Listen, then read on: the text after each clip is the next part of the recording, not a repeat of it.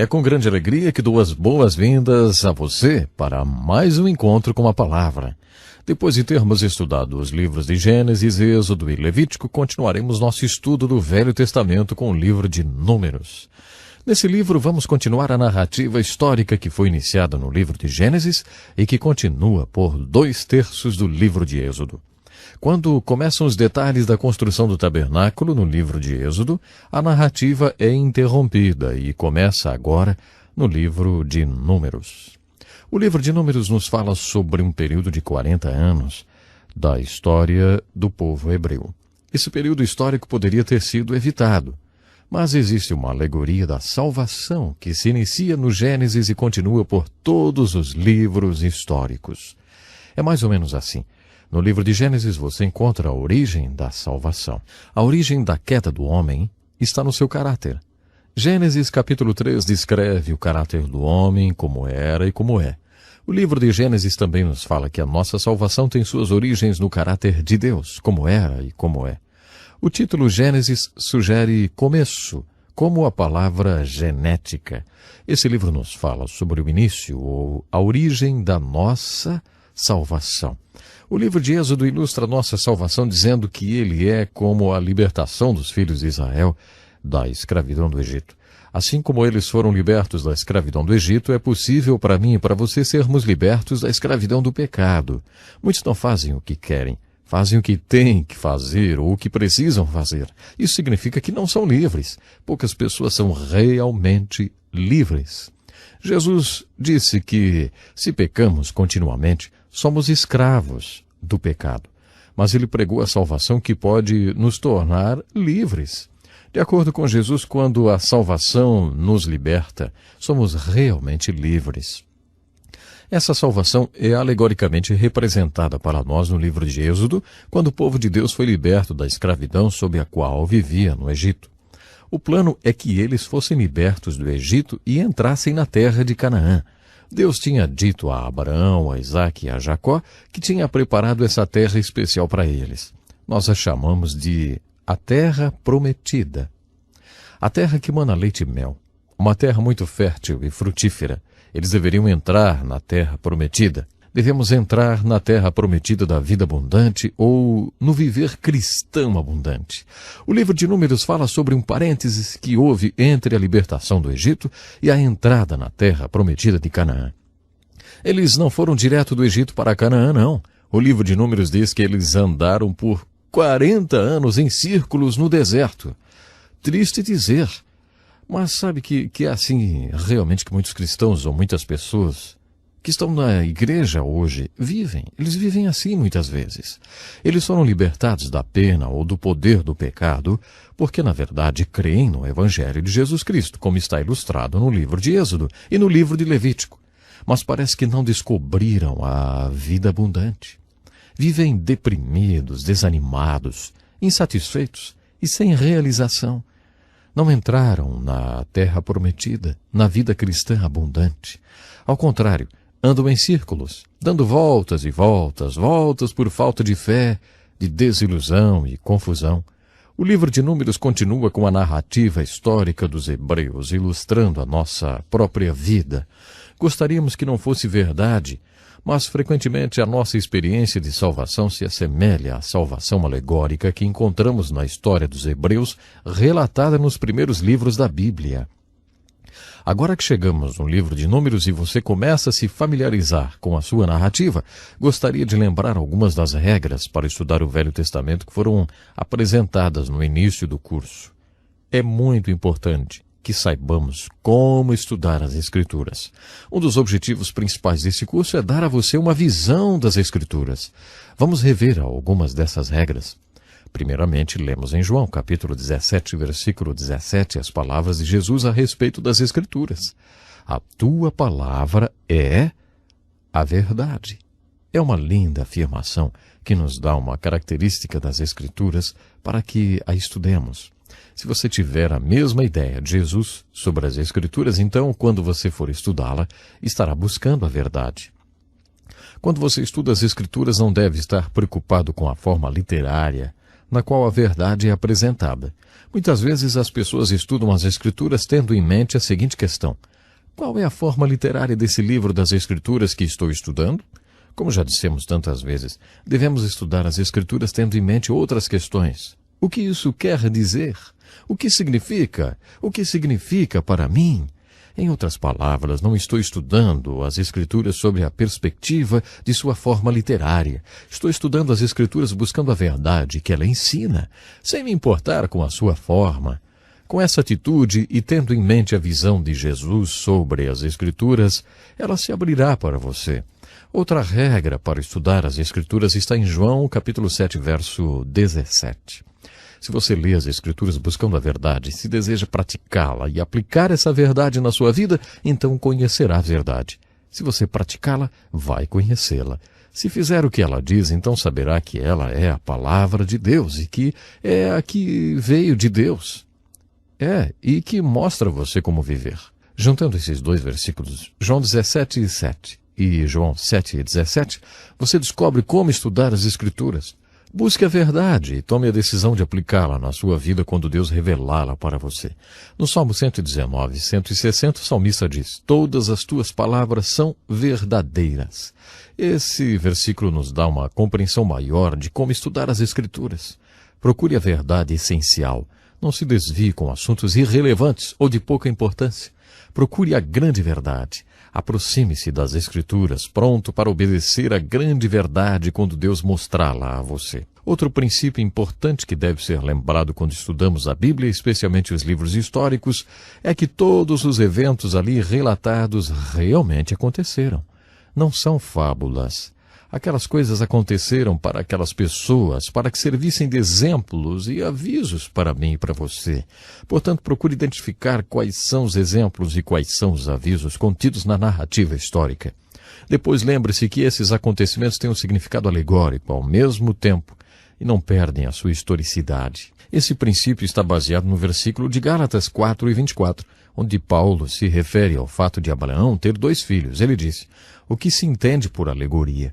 É claro que é história, mas certamente também é uma alegoria. Paulo nos garante. Eu relembrei essas alegorias porque no livro de Números é importante que procuremos a verdade. Quando estudamos o surpreendente livro de Números, devemos tomar a decisão de aplicar essa verdade em nossas vidas.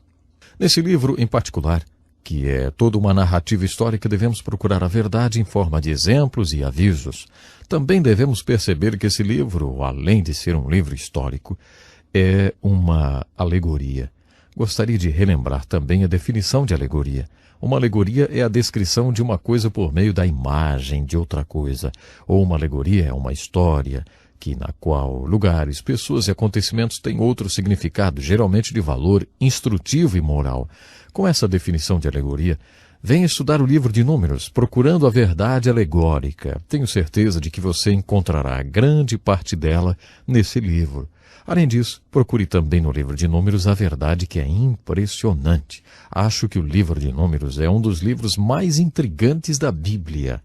É verdade, acho que o livro de Números realmente tem para nós uma lição surpreendente. Nos nossos estudos da Bíblia, vou sempre dizer: esse é o livro mais interessante da Bíblia, ou então, esse é o meu livro favorito, ou esse é o meu personagem preferido, ou favorito. Uso muito essas expressões. Parece que o meu livro preferido é sempre aquele que estamos estudando no momento. Mas não posso dizer isso a respeito do livro de Números. Esse livro não é o meu preferido. O livro de Números não é o livro que eu mais gosto de ensinar, porque ele é um livro muito intrigante. Quando você estuda esse livro procurando a verdade e desejando aplicá-la na sua vida, descobre que a mensagem do livro de Números é uma incrível e impressionante verdade. O livro de Números tem esse nome porque o povo foi contado 2 vezes naquele período. Um censo aconteceu no capítulo 13 e outro no capítulo 26 desse livro. Entre o primeiro e o segundo censo aconteceu um fato intrigante. Uma geração inteira morreu.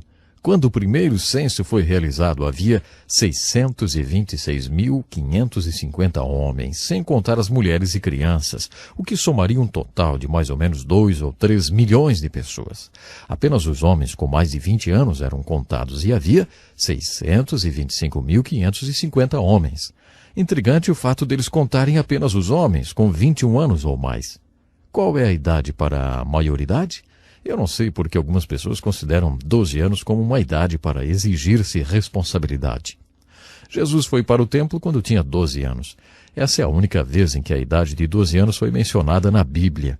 Em nenhuma parte da Bíblia a idade de 12 anos é citada, associada à ideia de responsabilidade. Mas a idade acima de 20 anos é mencionada nas Escrituras várias vezes. A idade 21 anos é registrada na Bíblia associada à ideia de responsabilidade cerca de 13 vezes. Apenas aqueles com idade superior a 20 anos eram contados. É daí que vem o nosso conceito de maioridade aos 21 anos. 40 anos depois, foi realizado o segundo censo, e havia 624.730 homens com mais de 21 anos. Aqui está uma verdade impressionante. Quando foi realizado o segundo censo, todos os que foram contados no primeiro censo, 38 anos antes, estavam mortos, com exceção de Josué e Calebe. Todos aqueles homens com idade superior a 20 anos e suas mulheres, caso tivessem, estavam mortos quando o segundo censo foi realizado. Essa é uma verdade muito importante no livro de Números. Se você observar o livro de Números e a razão dessas mortes, encontrará uma verdade que, além de alegórica, é impressionante. A verdade é, por causa da falta de fé de que Deus cumpriria sua promessa, Deus disse: vocês morrerão nesse deserto.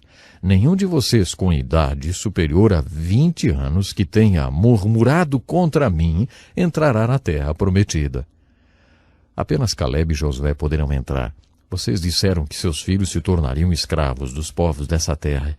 Pelo contrário, eu os farei entrar seguros nessa terra que vocês desprezaram. Quanto a vocês, seus corpos ficarão no deserto e vocês peregrinarão no deserto por 40 anos. Desse modo pagarão pela sua falta de fé até que o último de vocês caia morto no deserto. Eu ensinarei a vocês o que significa me rejeitar. Todos vocês morrerão nesse deserto. Eu quero deixar com vocês agora um desafio. No livro de Números lemos sobre a morte de uma geração inteira dos filhos de Israel porque eles não creram. Enquanto estudamos o livro de Números, pergunte a si mesmo: o que isso quer dizer? O que significa? O que significa para mim? Você crê em Deus? Você confia nas suas promessas? É intrigante, é impressionante quando nós, assim como os israelitas do Velho Testamento, não cremos em Deus. Mais uma vez o nosso tempo acabou, portanto eu lhe convido, junte-se a nós no nosso próximo encontro, quando continuaremos nosso estudo no livro de Números e veremos como poderemos aplicar essas verdades em nossas vidas. Até o nosso próximo encontro com a palavra. Deus abençoe.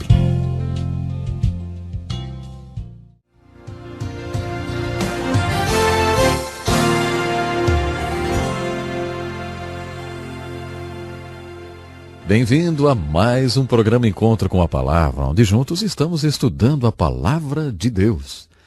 Estamos fazendo esse estudo tendo em mente encontrar respostas para 3 perguntas. O que isso quer dizer? O que significa? O que significa para mim? Estamos estudando agora o livro de Números, que possui muitas lições espirituais para aprendermos e aplicarmos em nossa vida. Quanto mais estudo as verdades contidas no livro de Números, mas eu me convenço, sabe, de que o capítulo mais impressionante desse livro é o 14.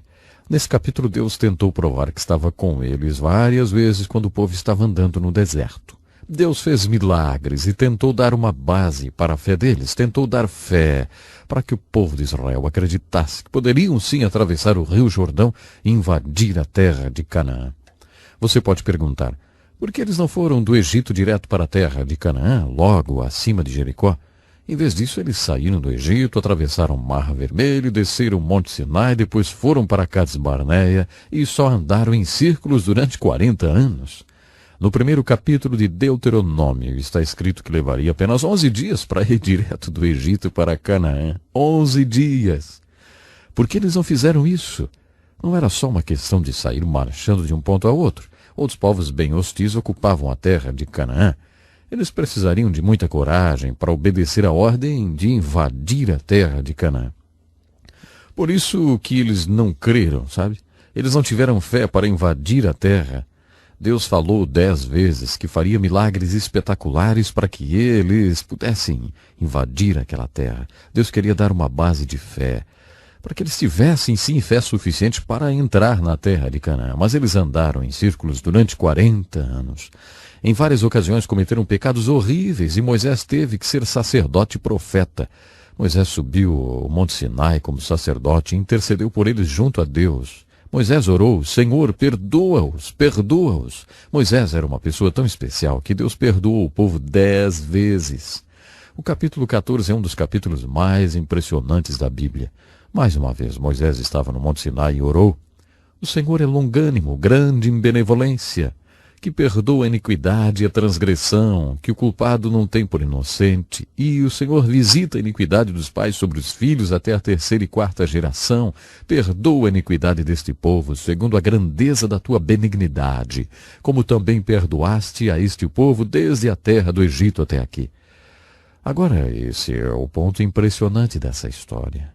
O Senhor disse: Conforme a tua palavra lhe perdoei. Porém, tão certo como eu vivo, e que a glória do Senhor encherá toda a terra, nenhum dos homens que viram a minha glória e os meus sinais que fiz no Egito e no deserto, e me tentaram essas 10 vezes e não obedeceram a minha voz, nenhum deles verá a terra que prometi com juramento a seus pais. Nenhum daqueles que me desprezaram a verá. Nesse deserto cairão os vossos cadáveres, como também todos os que de vós foram contados no recenseamento de 20 anos para cima, e que murmuraram contra mim. Não entrareis nesta terra, a respeito da qual eu jurei de nela vos fazer história, salvo Calebe e Josué.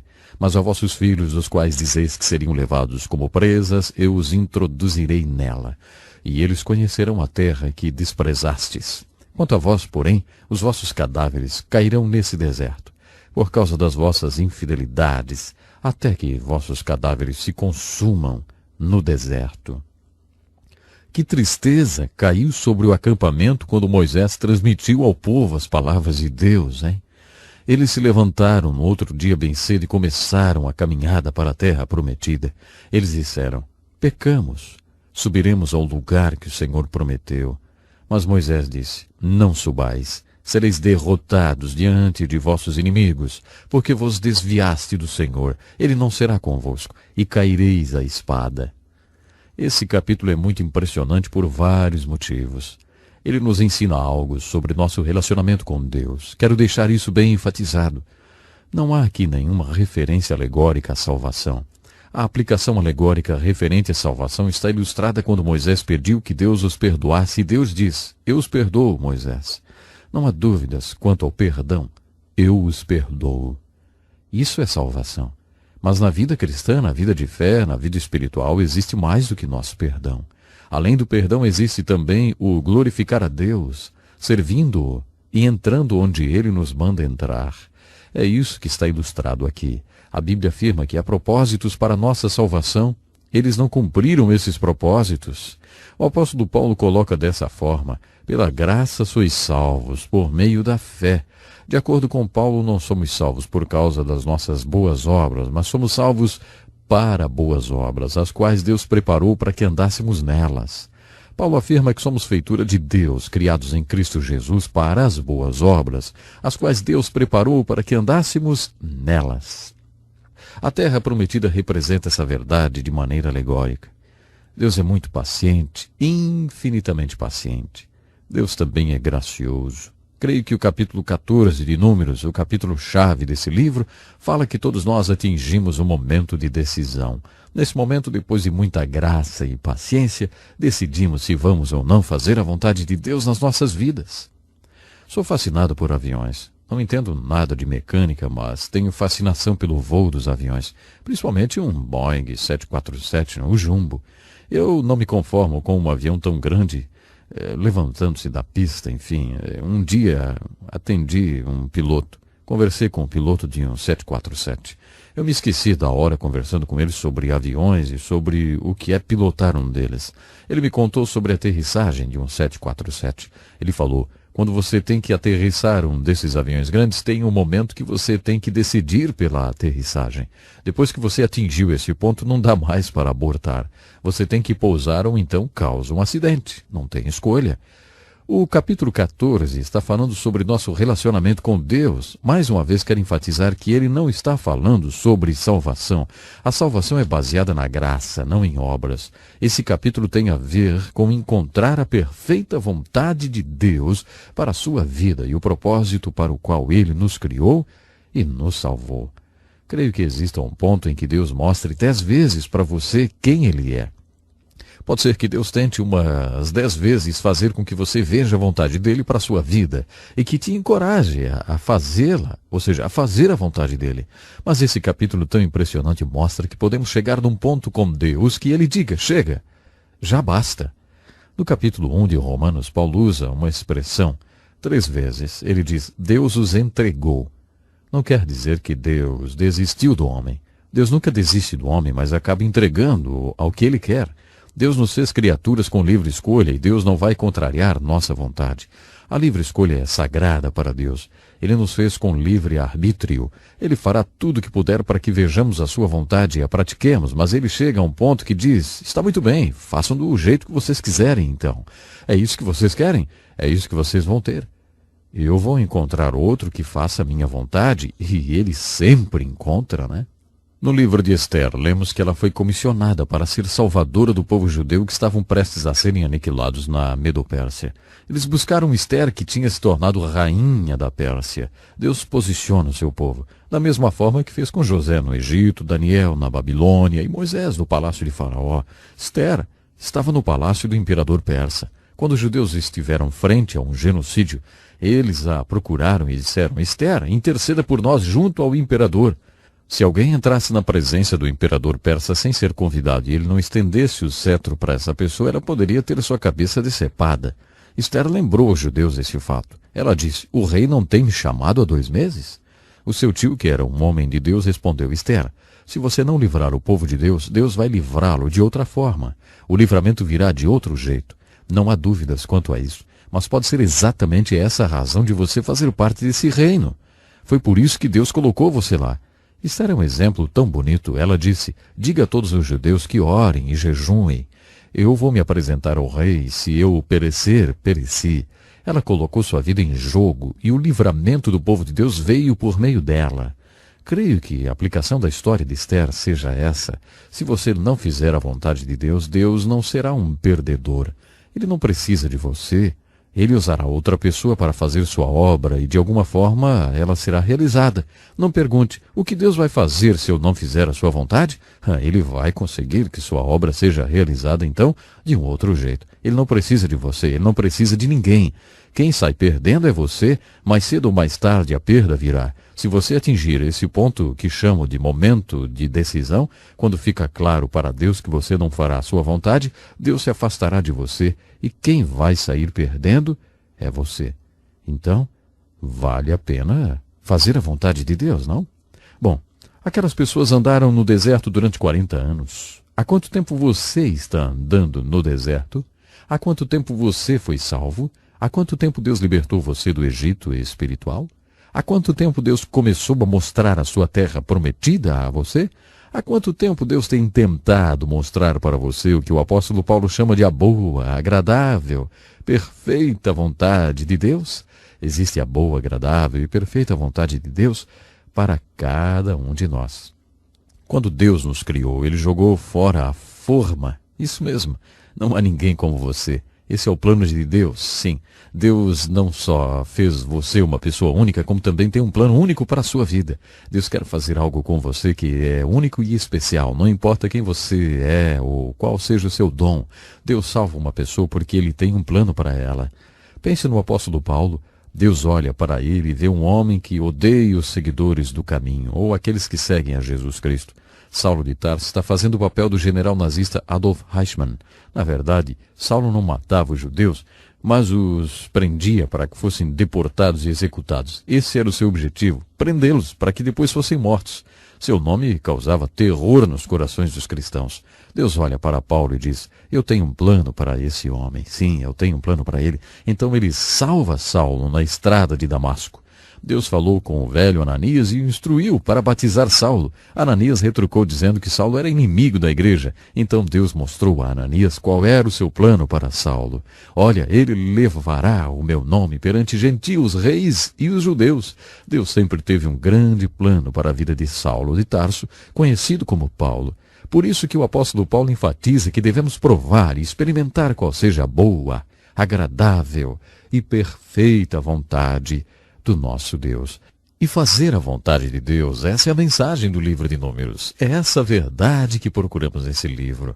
Olha, talvez não seja tarde demais para descobrir qual seja a boa, agradável e perfeita vontade de Deus para a sua vida também. Você já descobriu qual é a vontade de Deus para a sua vida? Descubra e faça a vontade de Deus. Vale a pena. Até o nosso próximo programa.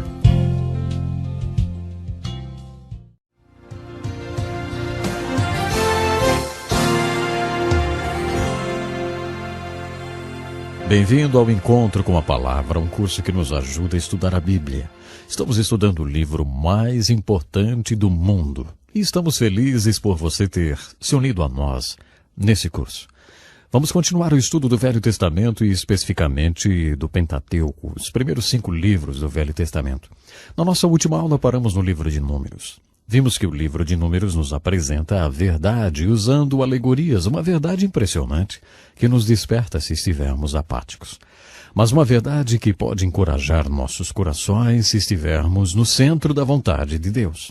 Lembre-se que há uma alegoria sobre a salvação que começa no livro de Gênesis e continua nesses primeiros 5 livros da Bíblia. Sempre, segundo a ordem do Senhor, os filhos de Israel seguiam viagem. E segundo a ordem do Senhor, paravam e se acampavam. Permaneciam acampados todos os dias em que a nuvem repousava sobre o tabernáculo. Quando a nuvem se detinha muitos dias sobre o tabernáculo, os filhos de Israel cumpriam a ordem do Senhor e não partiam. Se acontecia de a nuvem deter-se poucos dias sobre o tabernáculo, segundo a ordem do Senhor, permaneciam acampados. E segundo a ordem do Senhor, partiam. Sabe, essa é uma linda história de um milagre que para nós simboliza a unção do Espírito Santo e o ser cheio do Espírito. Lembre-se que a tenda de adoração mais tarde, no Novo Testamento, torna-se a figura dos nossos corpos. O Espírito Santo nos unge, habita em nós e nos enche da mesma forma como ele fez naquela tenda de adoração no tabernáculo. Quando aplicamos esse milagre do livro de Números, descobrimos uma verdade surpreendente. Você pode perguntar: se a nuvem os guiava, se quando a nuvem se movimentava, eles também se movimentavam, então por que a nuvem não os fez passar direto pelo deserto, pelo rio Jordão e finalmente para a terra prometida? Se eles estavam seguindo a orientação de Deus, por que andavam em círculos? Acho que é uma grande verdade aqui, se pensarmos que Deus tem limitações. Deus realmente tem limitações por causa das nossas fraquezas, claro, não das dele. Deus nos fez criaturas com capacidade de escolha. Isso para Deus é sagrado. Ele não vai violar a nossa liberdade de escolha, nunca. Em todo o universo, Deus nos deu a oportunidade de escolher. Somente para nós. Nós temos essa oportunidade. O que há de especial no homem se comparado a tudo mais que Deus criou na terra? Deus criou só uma criatura que pudesse fazer a vontade dele por livre escolha. Essa é uma parte muito importante do plano de Deus. Isso o limita na sua capacidade de nos dirigir. Deus parece ser limitado pela nossa falta de fé. Se nós temos fé para crer e reivindicar todas as bênçãos de Deus para nós e aceitar a sua boa, agradável e perfeita vontade para a nossa vida, então Ele pode nos levar para a nossa terra prometida espiritual. Ele pode nos abençoar e nos dirigir para o centro da sua vontade. Mas, se nós não crermos, então Deus fica limitado pela nossa falta de fé. Não é que lhe falta poder, claro que não. Deus é limitado no sentido de que nos fez criaturas com livre escolha e nunca nos forçará a fazer coisa alguma. Deus pode fazer uma pressão sobre nós, Ele pode nos fazer várias ofertas difíceis de recusar. Algumas vezes a única coisa que nos sobra fazer é nos render a Ele e a sua vontade. No entanto, Deus nunca nos forçará a coisa alguma, porque Ele nos criou com a capacidade de livre escolha, com o livre arbítrio. A liberdade de escolha é uma verdade interessante, contida na aplicação desse milagre no livro de Números. Quero enfatizar essa aplicação agora. A verdade da presença de Deus em forma de nuvem durante o dia, em forma de coluna de fogo durante a noite, veio sobre a tenda de adoração, o tabernáculo, e a encheu. A nuvem se tornou o centro, vamos dizer assim, ao redor do qual o povo de Deus encontrava a direção divina. Acho que a aplicação desse milagre é, muitas vezes, a história da minha vida e também da sua vida. Há o que chamamos de vontade orientadora de Deus e vontade permissiva de Deus. Se Deus é Deus e se Ele é todo-poderoso, nada pode acontecer sem que Ele permita. Mas também há a vontade orientadora de Deus. Imagine dois círculos, que eu quero dizer, um dentro do outro, com o mesmo centro. Dois círculos, um dentro do outro. O círculo interno representa a vontade orientadora de Deus, e o círculo externo representa a vontade permissiva de Deus. Existem muitos crentes que passam grande parte de suas vidas na vontade permissiva de Deus, e poucos que passam a vida dentro da vontade orientadora de Deus. Eu acho que é isso que está ilustrado na nuvem e na coluna de fogo que não levaram o povo diretamente do deserto para a terra prometida. O Novo Testamento, no livro de Hebreus, diz que eles não entraram na terra prometida por causa da sua falta de fé. Outra verdade interessante contida no livro de Números está no capítulo 11, que fala sobre a carne e o maná. Deus os alimentou sobrenaturalmente com maná. Em hebraico, maná quer dizer, o que é isso? Eles nunca descobriram o que era aquilo, então eles chamavam de, o que é isso? Se você quiser dizer o que é isso em hebraico, diga simplesmente maná. É interessante notar que quando eles entraram na terra prometida, Deus cessou de mandar o maná. Mas enquanto eles estavam no deserto, Deus supriu suas necessidades sobrenaturalmente. Essas pessoas sempre reclamavam com Moisés. Elas o pressionavam com suas reclamações.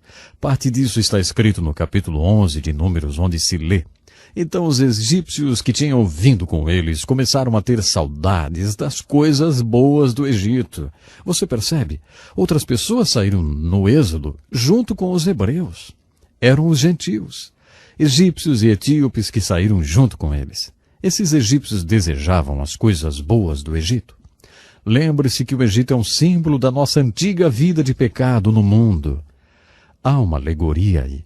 Os filhos de Israel se juntaram a essas pessoas e choramingaram. Ah, se nós tivéssemos carne para comer! Ah, se tivéssemos um pouco das delícias do Egito!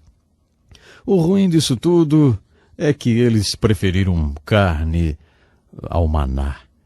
Esse não é o ponto. A questão está relatada no capítulo 11 do livro de Números. Várias vezes eles choramingaram. Ah, o Egito! Ah, que saudade do Egito! Eles não desejavam tanto assim a carne, eles desejavam o Egito. Alegoricamente, isso é uma figura do que acontece com aqueles que foram salvos e libertos. Deus os livrou da sua vida de pecado, do Egito espiritual. E depois de terem sido salvos e libertos, eles se voltam e dizem, ah, o Egito, que saudade! Sabe, eles começam a ter saudade dos seus antigos caminhos de pecados, dos amigos, dos relacionamentos. Quando alguém que foi liberto do Egito se volta e diz, ah, o Egito, isso entristece muito a Deus. Ele então diz a Moisés, diga ao povo para se purificar, porque amanhã terão carne. Diga-lhes que o Senhor ouviu os seus lamentos por causa de tudo que deixaram no Egito. Aí está a questão, não era carne. Deus disse que lhes dará carne até que lhes saia pelos narizes. Ele disse, vocês rejeitaram o Senhor e vocês estão chorando por causa do Egito. Esse é o ponto. Depois que ele mandou a carne, também mandou uma praga. No Salmo 106, verso 15, isso é colocado da seguinte forma: de sorte que lhe satisfez o desejo, mas fez definhar as suas almas. E ele fez isso porque o povo desejou a carne e o Egito, e foi o desejo pelo Egito que entristeceu a Deus. Vemos nessa história uma grande verdade para ser aplicada. Novamente tem a ver com o fato de Deus ter nos feito criaturas com livre escolha. No Evangelho de João, quando Jesus encontrou-se com os apóstolos, a primeira coisa que ele perguntou foi, o que vocês querem? Foi exatamente isso que ele perguntou quando se encontrou com André e alguns outros discípulos: o que você quer? Você já percebeu que Jesus frequentemente testa as pessoas fazendo a pergunta: o que quer que eu faça por você? Ele disse para a mulher no poço: se você soubesse com quem está falando, o que pediria? Isso seria uma maneira de testar o caráter de nosso espírito. Imagine se você estivesse orando a Deus e ele perguntasse: ei, o que você quer? As Escrituras dizem que Deus nos dá conforme o desejo do nosso coração. Isso é um grande consolo, mas também é um grande desafio. Quais são os desejos do seu coração? Você anseia por riquezas verdadeiras, por coisas espirituais? Lá no fundo do seu coração você não diz: ah, o Egito.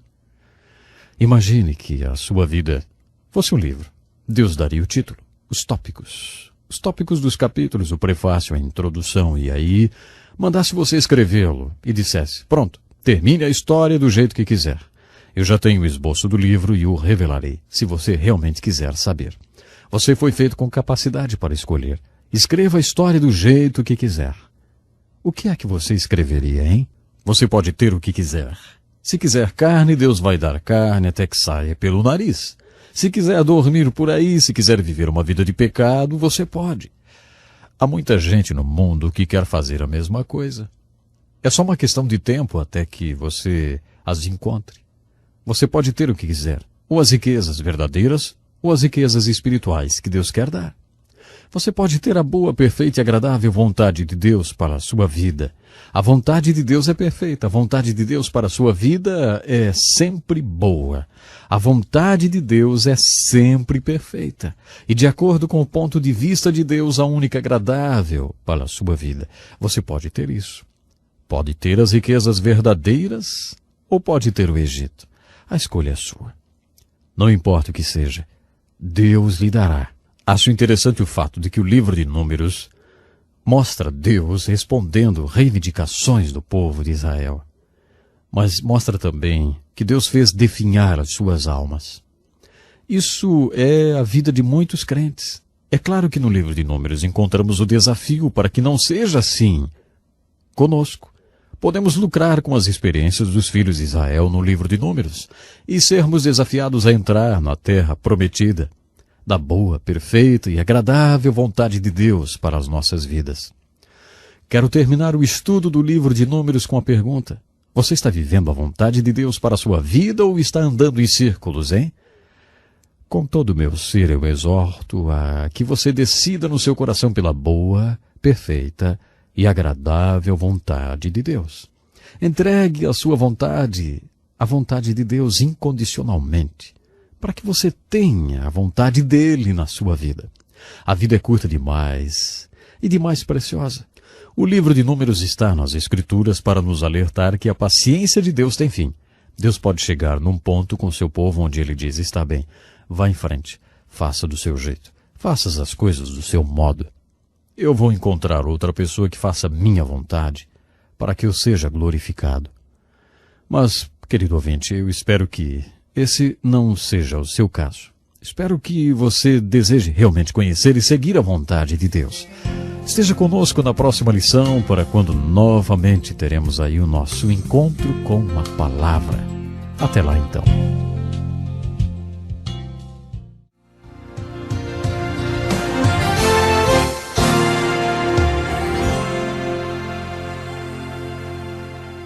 Bem-vindo a mais um programa Encontro com a Palavra, um curso dedicado a ajudar no seu estudo da Bíblia, examinando um livro por vez. O objetivo desse curso é ajudá-lo a entender a Palavra de Deus, para que você possa cada vez mais aplicá-la na sua vida. Estamos estudando as aplicações práticas para a nossa vida contidas no livro de Números, na Bíblia Sagrada. Um outro acontecimento interessante no livro de Números está descrito no capítulo 13, quando eles mandaram espiões para observar a terra de Canaã. Eu tenho certeza que você já conhece essa história.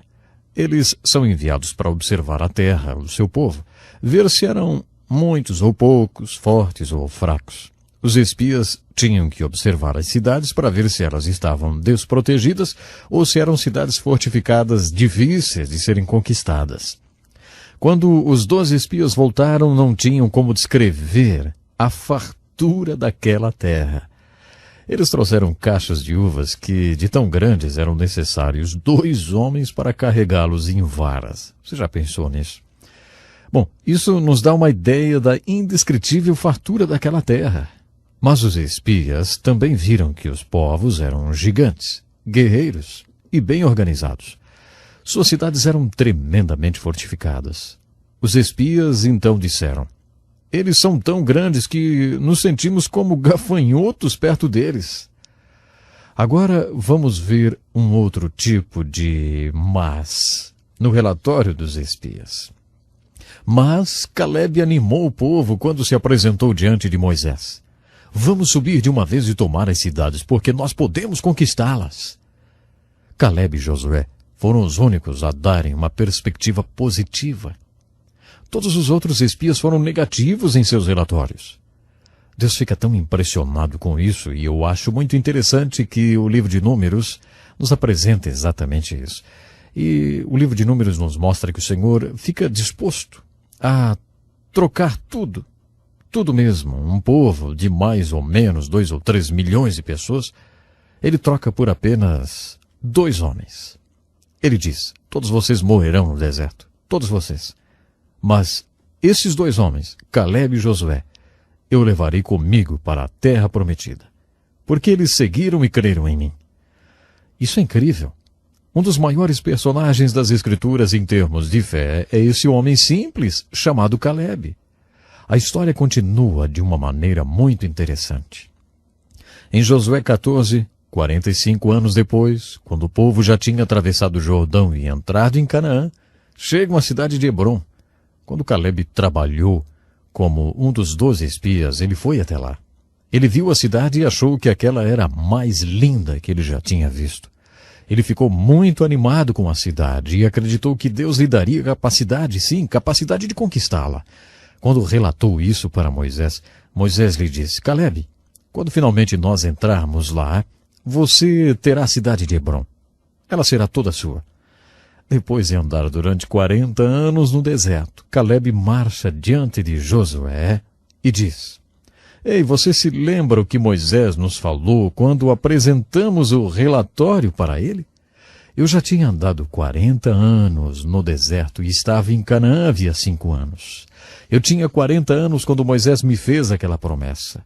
Agora eu tenho 85 anos. Mas eu vou dizer uma coisa. Tenho a mesma força que tinha aos 40. Ainda sou capaz de ir até lá, entrar na cidade, e Deus irá comigo e poderei conquistar a cidade de Hebrom. Dê-me Hebrom. Então Josué deu a cidade de Hebrom a Calebe e ele a conquistou. Você está vendo? Calebe é um bonito personagem. Quando aquele povo estava no deserto lamentando, chorando e reclamando tanto que Deus teve que mandar serpentes para picá-los, Calebe agiu diferente porque tinha os olhos focados na terra prometida.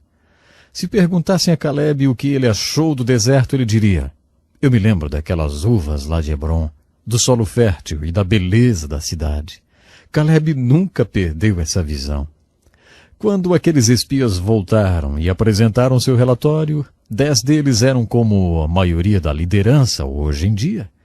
Eles eram especialistas no que podemos chamar de gigantologia. Eles sabiam tudo sobre os problemas e obstáculos. Sabe, geralmente quando você apresenta um projeto que necessita de muita fé para ser conduzido, é essa a reação que vemos. Se você tiver 12 homens na liderança, 10 deles serão especialistas em gigantologia, ou em focalizar os obstáculos e os problemas somente. Eles vão apresentar todas as razões pelas quais o projeto não vai dar certo e não deve ser levado adiante. Homens como Calebe e Josué não veem os gigantes, mas veem Deus. É claro que eles veem os gigantes, eles veem os problemas, claro, mas eles estão sempre vendo Deus. Os problemas são grandes, mas o Deus deles é maior. Homens com essa visão são raros, mas extremamente valiosos. Acho interessante que no livro de Números de toda uma geração, Deus leve apenas esses 2 homens para a terra prometida, homens que tiveram uma fé tremenda. Outro incidente muito interessante no livro de Números está no capítulo 21. onde vemos que o povo reclamou tanto que Deus enviou serpentes para picá-los. Muitos pastores gostariam de ter um barril cheio de serpentes para soltá-las na congregação de reclamões. Isso mostra o quanto Deus odeia a reclamação e a lamentação. A reclamação é o oposto de fé. Deus manda serpentes para picar esses que reclamam. Então, quando vários deles estão morrendo por causa das picadas das cobras, Deus envia uma mensagem de misericórdia. Deus diz a Moisés: pegue uma serpente de bronze e erga numa vara no meio do acampamento.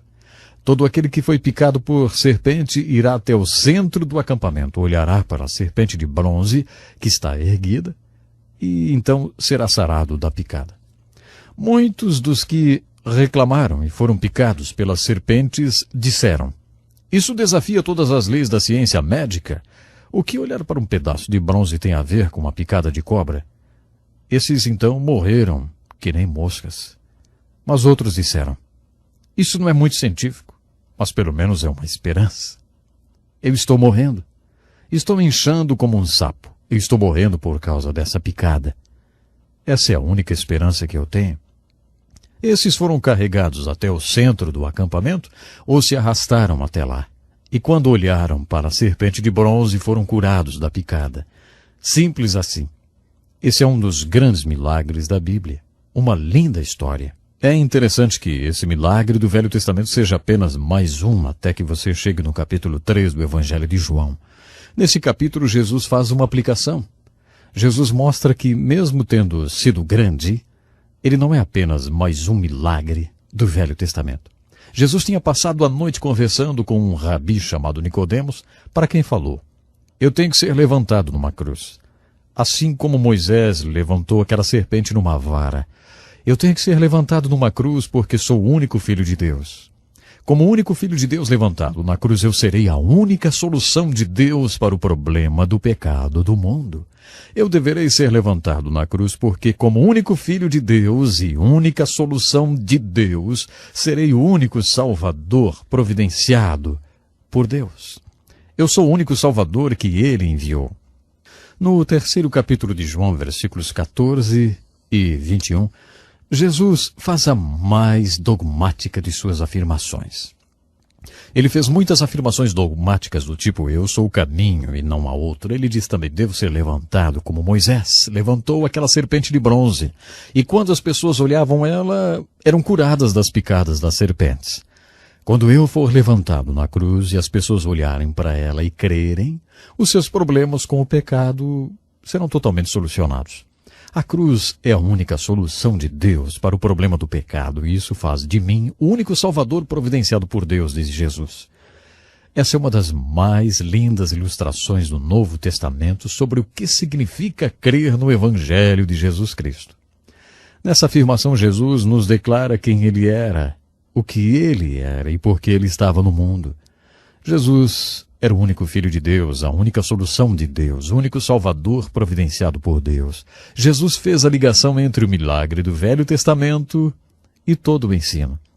O milagre da serpente de bronze no livro de Números, além de ser grande, é também mais uma das alegorias de Jesus Cristo. Muitas pessoas referem-se a essas alegorias como tipos de Cristo. A palavra tipo vem do grego tupos. Um tupos é um pequeno objeto de estudo.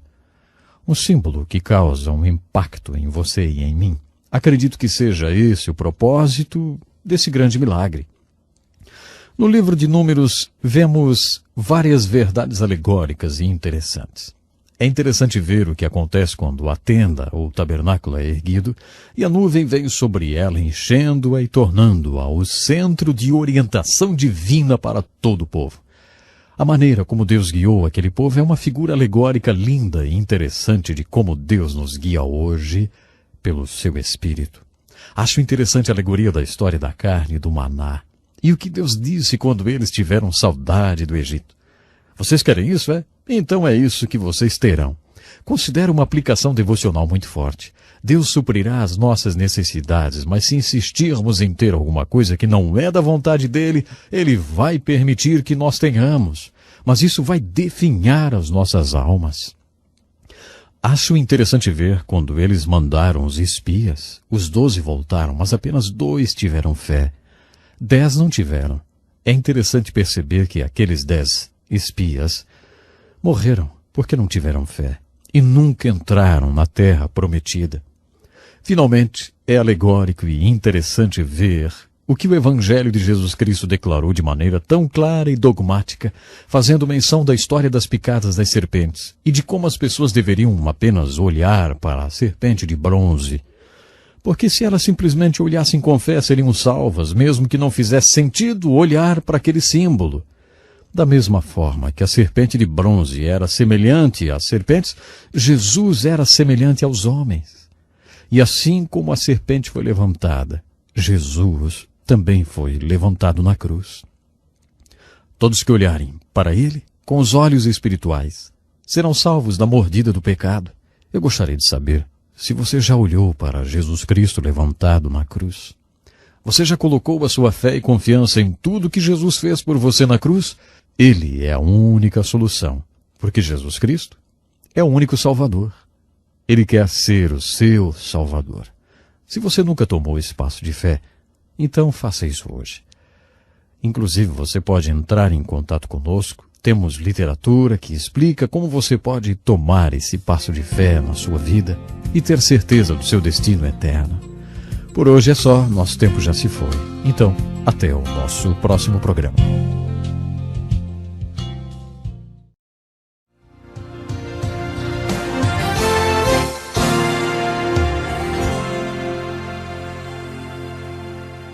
Bem-vindo a mais uma transmissão do programa Encontro com a Palavra. Que alegria poder estar mais uma vez junto com você. Em nosso estudo já chegamos ao livro de Números, onde descobrimos uma verdade alegórica, fascinante e também impressionante. Continuando o estudo dessa impressionante verdade e às vezes espantosa, gostaria que nos concentrássemos em mais algumas páginas do livro de Números. Por exemplo, no capítulo 12, há uma passagem de Moisés que é muito interessante. Sabe, eu fico impressionado com o que o livro fala sobre a grandeza de Moisés. O último capítulo de Deuteronômio afirma que ele era um homem inigualável, um dos mais importantes homens de Deus que já existiu. Em vários trechos do livro de Números, lemos como ele era especial e importante. No capítulo 12, versículos 3 e de 5 a 8, lemos as seguintes palavras. Moisés era um homem muito manso, mais do que todos os homens que havia na terra. Uma das palavras mal interpretadas na Bíblia é a palavra manso. Jesus disse, bem-aventurados os mansos. Você lembra? Esta palavra não significa que pessoas fracas são abençoadas de maneira especial. Não é isso que a palavra manso quer dizer. Nas Escrituras, a palavra manso significa algo como dócil, submisso. Imagine um cavalo garanhão, um cavalo forte. Quando esse cavalo é domado, recebe freio na boca, cabresto na cabeça e sela nos lombos. Não quer dizer que tenha se tornado fraco. Ele está manso. É esse o significado de manso na Bíblia. Jesus disse, tomai sobre vós o meu jugo e aprendei de mim, porque eu sou manso. Em que sentido Jesus era manso? Ele era manso porque sempre fazia a vontade de seu Pai. Ele podia dizer, eu sempre faço aquilo que agrada ao Pai. Ele se tornou manso porque aceitou completamente o jugo da vontade do Pai. Jesus nos disse, tomai o meu jugo e sede mansos. Quando Saulo de Tarso se converteu, quando ele conheceu a Jesus de forma tão dramática a caminho de Damasco, e perguntou, quem é, Senhor? E depois disse, Senhor, que queres que eu faça? Seu nome foi trocado de Saulo para Paulo. Saulo quer dizer poderoso. Paulo significa pequeno ou ninguém. O que aconteceu com Saulo de Tarso a caminho de Damasco foi que ele simplesmente tornou-se manso. É isso que mansidão quer dizer. Quando entendemos a definição da palavra manso, compreendemos o elogio feito a Moisés. Moisés era um homem muito manso.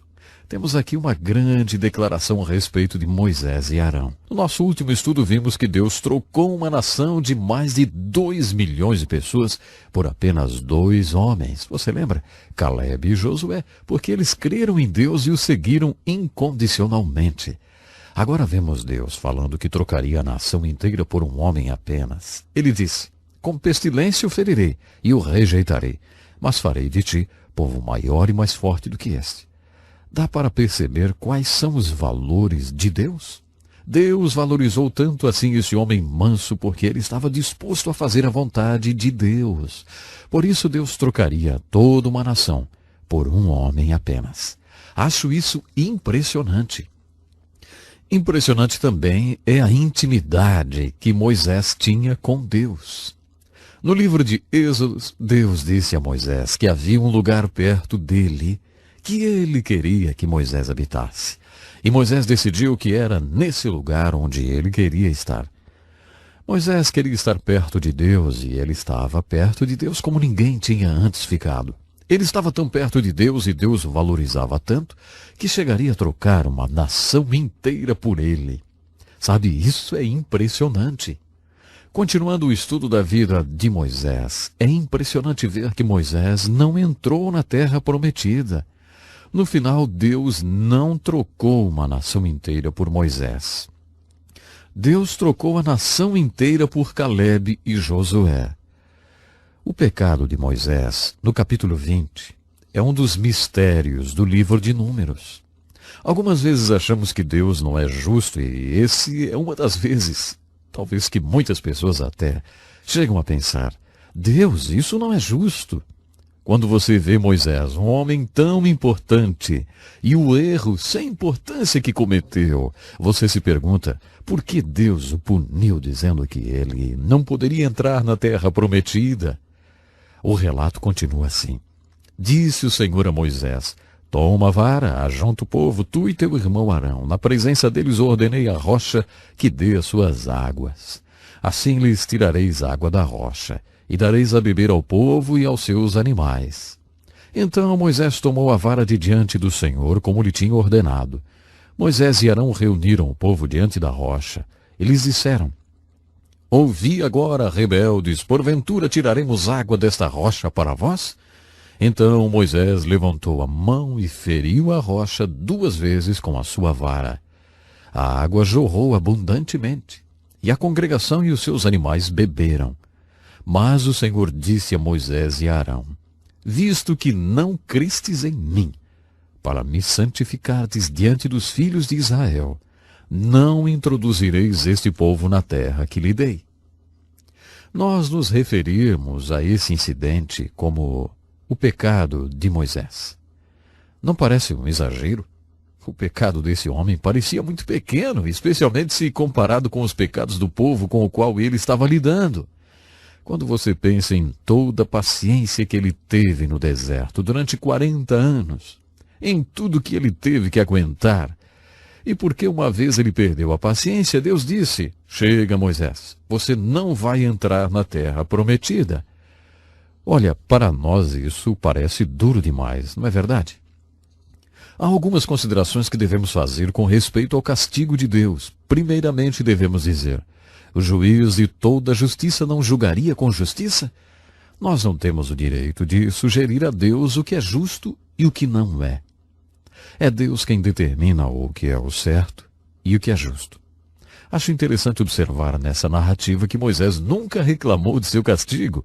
O livro de Deuteronômio diz somente que ele falou sobre isso com Deus um dia, e Moisés nunca mais tocou no assunto novamente. Ele não reclamou e nem disse que era justo ou injusto.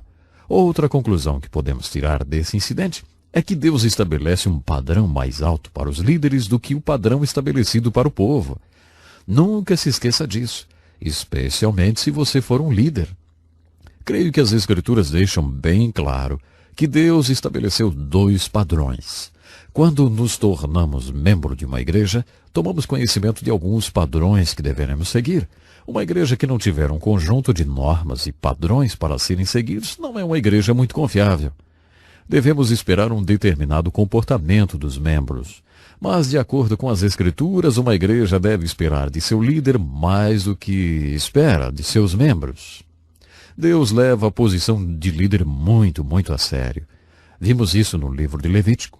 Moisés ocupava a posição de liderança, e o que seria um pequeno erro para os outros por causa da posição que ele ocupava, Deus não considerava um pequeno erro.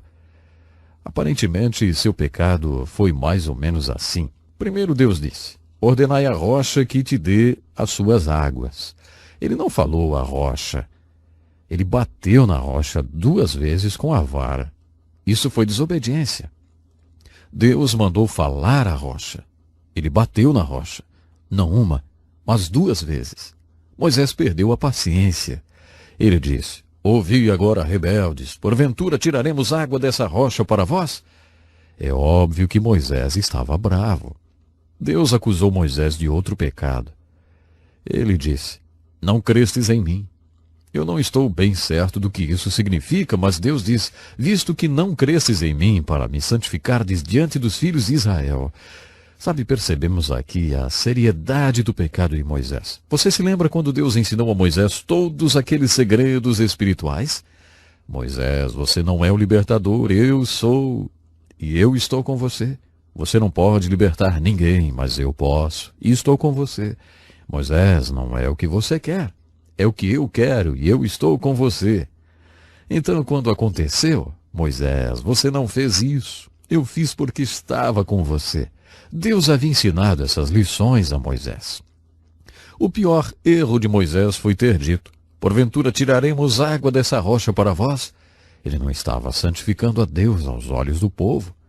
Ele não deixou claro ao povo que era Deus que estava fazendo aquele milagre. Moisés estava levando a fama por aquele milagre. Essa foi a pior parte do pecado de Moisés. A única maneira de enxergarmos tudo isso sob a perspectiva de Deus é perceber que Ele tem um conjunto de padrões que são conhecidos apenas por Ele mesmo. Deus nos revela alguns desses padrões. Mas lembre-se de que é Deus que nos ensina a andar na retidão. Não somos nós que ensinamos a Deus. De acordo com o julgamento de Deus, o castigo de Moisés foi justo e correto. Parece que Moisés concordou com Deus. No capítulo 11 do livro de Números, há outro incidente interessante envolvendo Moisés. Às vezes ouvimos expressões como: ele teve um esgotamento nervoso. Isso para descrever quando as pessoas chegam ao seu limite. Muitos homens de Deus nas Escrituras, tais como Davi, a respeito de quem as Escrituras afirmam ser um homem segundo o coração de Deus, tiveram um esgotamento nervoso, vamos dizer assim. Moisés foi um deles. As Escrituras dizem que Moisés era o homem mais manso da face da terra e que foi um dos maiores homens de Deus que já existiram. É interessante observar como até esses homens tiveram um esgotamento, vamos dizer assim. Eles chegaram ao limite. Eles são exemplos do que significa ter um esgotamento nervoso. Moisés, por exemplo, perguntou a Deus: por que pusesse sobre mim o encargo de todo esse povo? Concebi porventura todo esse povo? Gerei-o eu para que me dissesses: leva-o em teus braços a terra que juraste a seus pais? Você já se sentiu assim? Acho que todos esses grandes homens de Deus, como Moisés, Elias, Jó, Davi, o apóstolo João, sentiram-se assim em algum momento e até oraram, né? Senhor, me mata, eu quero é morrer. Você já desejou isso? Creio que isso acontece com muita gente.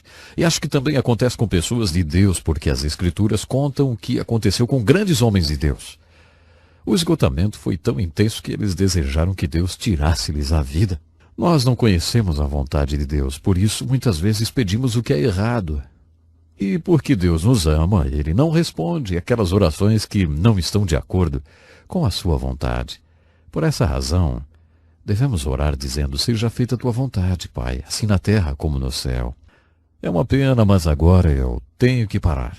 Voltaremos no nosso próximo programa falando sobre a receita de Deus quando seu povo chega ao limite. Não perca então. Até lá.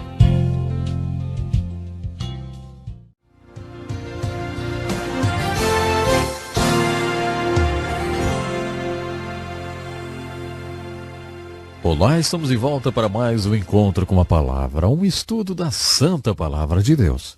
Em nosso último encontro estudamos alguns casos de homens de Deus que tiveram um esgotamento. Vimos o exemplo de Moisés no livro de Números e há tantos outros cujas histórias estão nos livros do Velho Testamento. Homens que chegaram ao ponto de desejar que Deus lhes tirasse a vida. Tiramos uma lição para a nossa vida com o livro de Números e com o exemplo de outras pessoas da Bíblia que tiveram um esgotamento nervoso. É isso mesmo. Quando homens de Deus sentem-se esgotados, oram pedindo o que não devem. Por exemplo, que Deus lhes tire a vida. Mas porque eles têm um coração correto diante de Deus, Deus lhes dá uma resposta correta. No capítulo 8 do livro de Romanos, o apóstolo Paulo registrou um texto muito profundo. Ele disse que não oramos o suficiente porque não conhecemos a vontade de Deus. Sabemos que se orarmos segundo a vontade de Deus, receberemos aquilo que pedimos. Mas o problema é que na maioria das vezes não fazemos a mínima ideia de qual seja a vontade do nosso Deus. Por isso não oramos. Em Romanos capítulo 8, versos 26 a 28, Paulo afirma que devemos orar mesmo que oremos errado. Se você orar errado, mas o seu coração estiver correto diante de Deus, o Espírito Santo que habita em você e conhece a vontade de Deus, intercederá por você, de acordo com a vontade de Deus. Em outras palavras, se você orar errado e seu coração estiver correto diante de Deus, Deus dará a você o que é certo, mesmo que você não saiba o que é e como orar. Parece que funciona assim. Se o seu coração está correto diante de Deus, não tem como você não ser respondido. Mesmo que você diga, Deus me mate, estou deprimido, quero deitar e morrer. Deus não vai matar você, mas vai dar aquilo que você realmente precisa. No caso de Moisés, ele deu 70 homens para o ajudarem. Deus respondeu mais ou menos assim. Você acha que você tem que fazer tudo sozinho? Olha, Moisés, isso é um trabalho em equipe. Você precisa convocar mais pessoas do povo para ajudá-lo. Arrume 70 homens e traga-os ao tabernáculo. Eu porei neles o mesmo espírito que está em você. Isso não quer dizer que Deus tirou a liderança de Moisés. Significa que Deus dividiu a responsabilidade da liderança. Ele ordenou que Moisés repartisse essa responsabilidade com outras pessoas. Ele ungiu 70 homens. O sogro de Moisés já tinha sugerido que ele fizesse isso lá no capítulo 18 de Êxodo. Aparentemente, Moisés implementou a ideia quando Deus mostrou que isso era a ideia dele e não do seu sogro, que não pertencia ao povo escolhido de Deus. Elias, você lembra? Orou falando que queria morrer. Deus respondeu, Elias, você anda negligenciando a manutenção do seu templo, o seu corpo. Agora, deite-se aqui e durma um pouquinho. Então Deus fez cair um profundo sono sobre Elias e quando estava no meio do sono, Deus o despertou e disse, coma alguma coisa agora. A comida tinha sido providenciada sobrenaturalmente e Elias comeu. Depois Deus disse, agora volte a dormir um pouco mais. As Escrituras dizem que quando Elias acordou do seu segundo sono, a energia que Elias ganhou com aquela carne durou 40 dias. Será que você, líder, não está precisando dormir um pouquinho mais? Olha, pense nisso, viu? Bom, se você ler todo o esforço físico que Elias fez quando desafiou os profetas de Baal, perceberá que ele estava esgotado fisicamente. Um dos versículos sobre restauração mais importantes da Bíblia é o Salmo 23 e verso 3, em que Davi diz, restaura-me o vigor, guia-me nas veredas da justiça por amor do seu nome. Quando negligencio o meu corpo ou meu espírito e fico esgotado, tenho que passar por uma restauração. Em Números capítulo 11, Moisés foi a Deus esgotado, sem forças. Deus disse, você precisa que sua alma seja restaurada, Moisés. Vou mostrar a você como fazer isso. Mostrarei alguns caminhos de justiça. Quero que você ande nesses caminhos de justiça durante 5 anos. Os caminhos de justiça o levarão à restauração. É assim que Deus restaura o seu povo quando está esgotado. Não é como macarrão instantâneo, ou café instantâneo, ou chá instantâneo. Vivemos num mundo muito impaciente, não é mesmo? Queremos tudo instantaneamente. Deus não nos dá as coisas de maneira instantânea. Pode ser que Ele nos dê algumas coisas instantaneamente, mas a restauração que vemos na vida de Moisés é muito prática. Deus disse: mostrarei os caminhos de justiça que restaura sua alma. Reúna 70 homens para ajudar você. Divida a carga, Moisés. Vamos dar uma organizada por aqui. Vamos nomear algumas pessoas e delegar tarefas a elas. Tão prático como a receita que ele deu a Elias. O que chama minha atenção é pensar que um homem tão importante quanto Moisés também pecava e chegava ao seu limite. Chegava ao seu limite, isso mesmo. Sabe que isso me consola até? Eu não sei quanto a você, mas consola-me quando vejo essas características tão humanas nos personagens da Bíblia. Faz-me bem ver que eram seres humanos comuns como eu. Assim não me sinto um caso perdido, não. Muitas pessoas pensam que quando nos convertemos, deixamos de ser humanos. Por isso acho importante que a Bíblia aponte as características humanas de seus personagens. Eles não são personagens mitológicos. São pessoas comuns, são tão humanos quanto você e eu. Mas acontece que eram seres humanos controlados pelo Espírito Santo de Deus. Por isso podiam fazer tudo o que fizeram.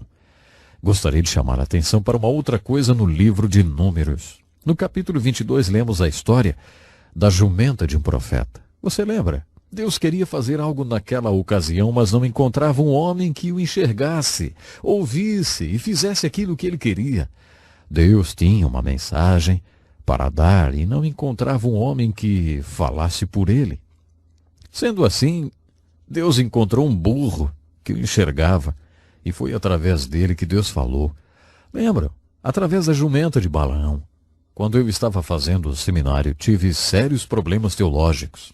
Eu tinha uma questão martelando a minha cabeça e tinha dúvidas quanto à inspiração das Escrituras. Um dos meus maiores problemas era essa história de Números 22. Por alguma razão eu fiquei fixado nessa história. Perguntei aos meus professores super conservadores: escuta, eu tenho que crer que Deus falou através de um burro para ser salvo? Eu não sei por que a fixação nessa pergunta, mas eles ficaram realmente preocupados comigo e começaram a fazer reuniões de oração, porque eu tinha feito aquela pergunta. Você é salvo por causa da sua visão a respeito da inspiração da Bíblia ou porque crê no Evangelho de Jesus Cristo? Bom, na verdade essa era a minha pergunta, mas eu me fixei na questão do burrinho. Para mim era difícil acreditar que Deus tivesse falado através de um burro. Você já viu um jumento? Já ouviu o barulho que ele faz? Se você observar um jumento, perceberá porque não é nenhum elogio chamar alguém de jumento. O fato de Deus ter falado através de um jumento desafiava muito a minha fé. Conheço um pastor que certa vez foi a um banquete para donos de hotéis. O evento aconteceu numa cidade turística e sua principal fonte de renda eram os hotéis. O pastor foi convidado a fazer a abertura do banquete. Muitas vezes, em ocasiões como essa, os pastores ficam em evidência. Ele fez a abertura do programa, em que viria a ter momentos de constrangimento. O mestre de cerimônias contou várias piadas. Toda vez que ele contava uma de suas piadas, as pessoas olhavam para o pastor se perguntando o que ele tinha achado. O pastor não sabia como reagir. Todos sabiam que ele era um pastor. Será que ele deveria rir das piadas? Ele não estava confortável com aquela situação. Será que ele deveria demonstrar que não estava gostando daquela história? Como é que ele deveria reagir, hein? Foi então que lhe veio esse pensamento. Como Jesus reagiria? Através das Escrituras, ele sabia que Jesus gostava de reuniões como aquela. Jesus participou de banquetes com publicanos e pecadores. Ele não era contra festas, contra reuniões e festivais. Ele ia nesse tipo de evento. As pessoas gostavam da sua presença. O pastor ficou pensando em como Jesus reagiria. Foi então que orou: Senhor, como é que o Senhor iria lidar com essa situação, hein? Nesse momento que teve a revelação de que Jesus os amava, então lhe ocorreu: será que amo essas pessoas? Será que elas sabem que eu as amo de verdade? Ele estava sentado em frente ao prefeito da cidade. O prefeito tinha problemas com bebida e já estava bêbado quando eles começaram a conversar. O prefeito estava muito bêbado. Mais uma vez o pastor pensou: será que eu o amo? Será que ele sabe que eu o amo? Então o pastor começou a orar: Senhor, dê-me algum tipo de abertura para que eu possa mostrar a esse homem que realmente o amo.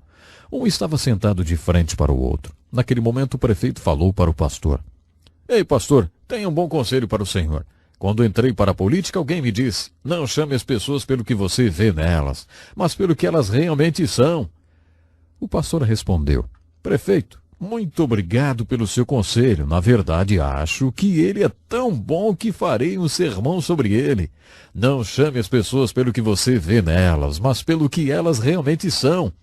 O prefeito respondeu: se você fizer um sermão baseado nesse conselho, eu vou à sua igreja para lhe ouvir.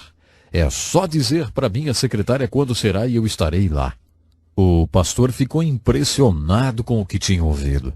Foi então que lhe ocorreu um pensamento. Ele falou para o prefeito: sabe, prefeito, hoje o senhor solucionou uma dúvida teológica que eu tinha há anos. Ele disse: ah, é? E como assim?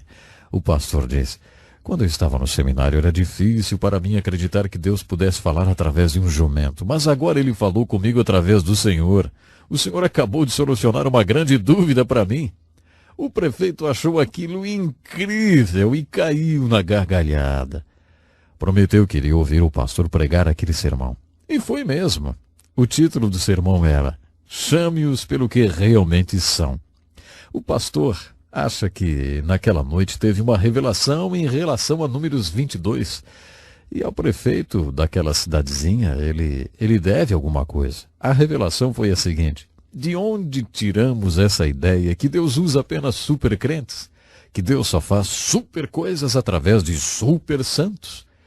Como eu já havia dito quando estudamos o chamado de Moisés, isso é um mito, não é verdade. Deus quer fazer coisas extraordinárias através de pessoas comuns que estejam dispostas a ser usadas e trabalhar. Creio que precisamos disso, de pessoas com disposição para trabalhar para Deus. Sabe, no livro de Números vemos a grandeza de Moisés, seu esgotamento e o seu pecado. Percebi que, assim como Deus usou aquele jumentinho, também usou Moisés, porque ele estava à disposição de Deus. Deus quer usar a você e a mim se estivermos à disposição dele. E você já se colocou à disposição de Deus? Se ainda não, faça-o agora. Deus quer lhe usar para fazer coisas extraordinárias. Até o nosso próximo programa.